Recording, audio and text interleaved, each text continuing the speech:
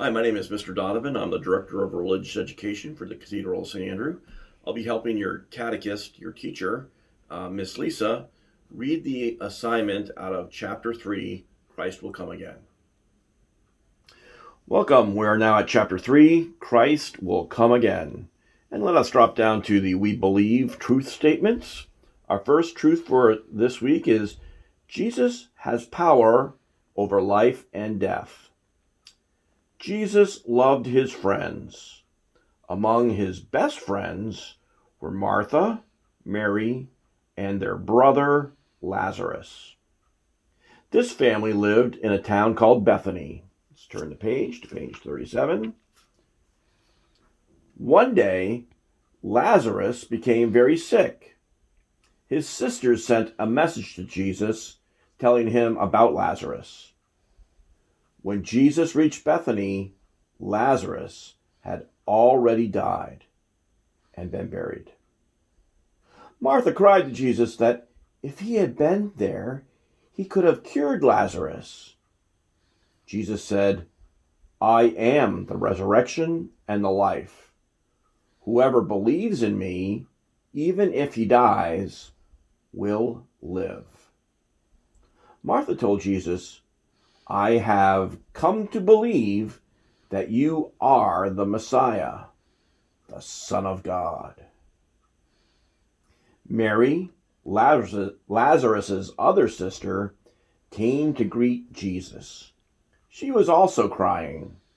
The sisters showed Jesus where Lazarus was buried, and Jesus began to cry. A huge rock lay across the entrance to the place where Lazarus was buried. Jesus ordered that it be taken away. Then Jesus cried out in a loud voice, Lazarus, come out! With that, Lazarus came out. Jesus had raised Lazarus from the dead, and more people began to believe that Jesus was the Messiah, the Son of God. What I'd like you to do now with Mom or Dad is talk a little bit about Jesus as the resurrection and the life, this whole idea that they shared with Mary and Martha. If Jesus asked you, do you believe this? What would you say? Talk about that with Mom or Dad, whether you believe that Jesus is the resurrection and the life. So pause the video. Welcome back. We are now on our second truth for this week. Jesus will come again.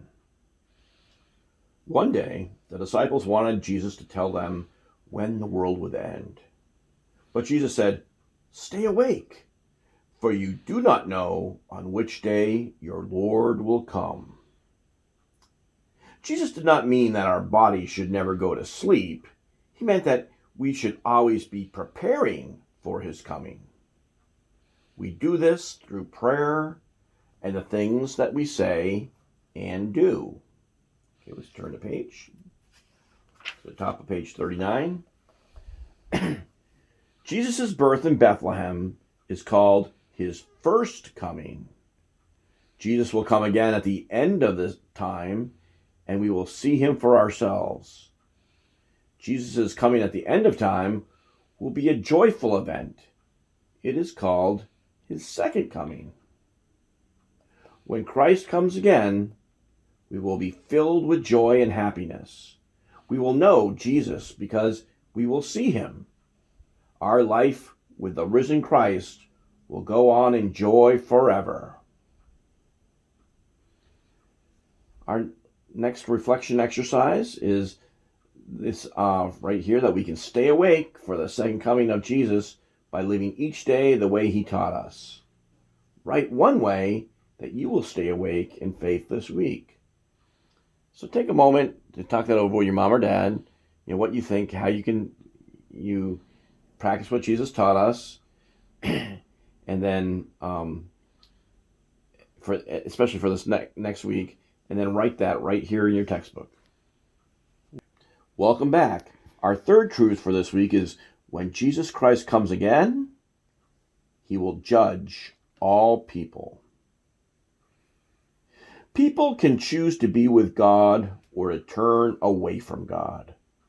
These choices will determine whether people can be with God in heaven or not.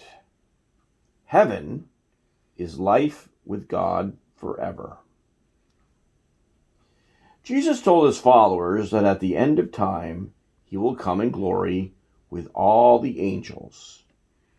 He will separate all the people into two groups, one to his right and one to his left. Then he will tell the people on his right that they are blessed by his Father. He will say, "For I was hungry, and you gave me food.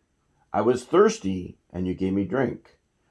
A stranger, and you welcomed me. Naked, and you clothed me. Ill, and you cared for me. In prison, and you visited me." Then the people on his right will ask when they saw him like this. And he will say, "Amen, I say to you, whatever you did for one of these least brothers of mine, you did for me." Jesus will then tell those on his left to go away from him forever because they did not care for him when he was hungry, thirsty, a stranger, ill, unclothed, or in prison. When we choose to love and care for people, we love and care for Jesus. We will be judged by our works and by the way we have cooperated with God's grace. The last judgment is Jesus Christ's coming at the end of time to judge all people. All people will appear in their own bodies to give Christ an account of their own deeds.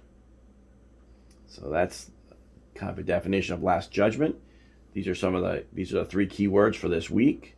If you don't see the context in which the definition is given, you can also look it up in the glossary in the back of the book. So the question for this section about how you care for people, what we also know as the works of mercy, is to look at what your parish does. How do they care for people? Feeding the hungry, clothing the naked, giving shelter to the homeless, visiting the sick, visiting those in prison. Talk about how your parish cares for people. Okay? And so pause the video, and then when you're done talking about that with your mom or dad, come back. All right, welcome back. Before we continue with our last truth for this week, let's look back at that little margin box here, a little kind of factoid as Catholics. It talks about Lazarus' raising from the dead, and it talks about miracles in general. It says, Jesus' raising Lazarus from the dead was a miracle. Jesus' miracles, walking on the water, calming of the seas, healing the sick, went beyond what you could do with human power. Each miracle was a call to believe that Jesus was sent by God to save his people. Jesus' miracles were special signs that helped people to trust and believe in God. Each showed people that God's kingdom was present in their lives. So the miracles were a way to show people how God was present in their lives.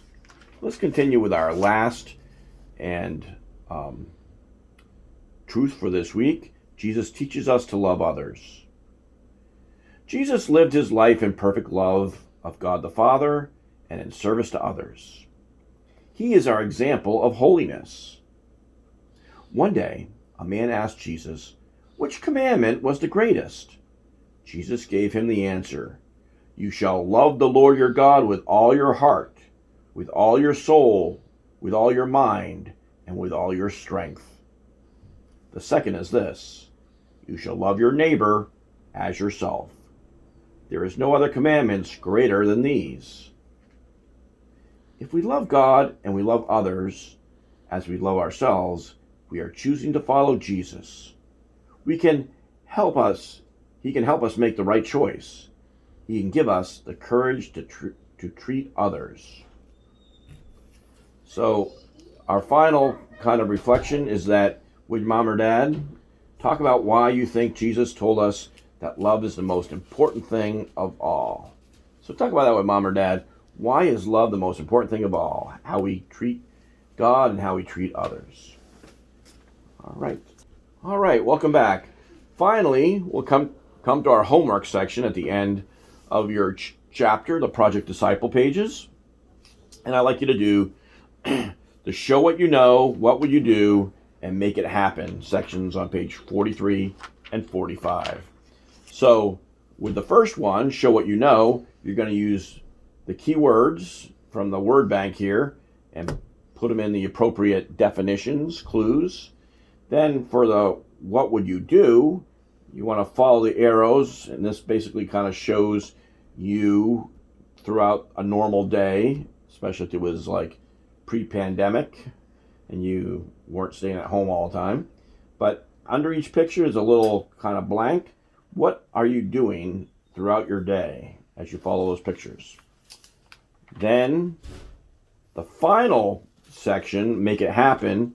Jesus told people to stay awake, and they'd be when he came again.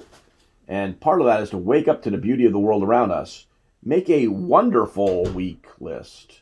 So each day of the week, write about a gift of God's creation and how you can take care of it and share it with others. So write a different gift of God's creation for each day of the week, how you can take care of it and share it. When you're done with that, go ahead and take a picture of your pages and then email it to re@cathedralofstandrew.org. In the subject line, put down your name and your grade, 3rd grade, and make sure that JPEG picture is attached and send it to your catechist. All right, so Miss Lisa or I will be with you next week again, and we're looking forward to seeing your homework. And until then, enjoy this All Saints Day and have a great and beautiful week of God's love.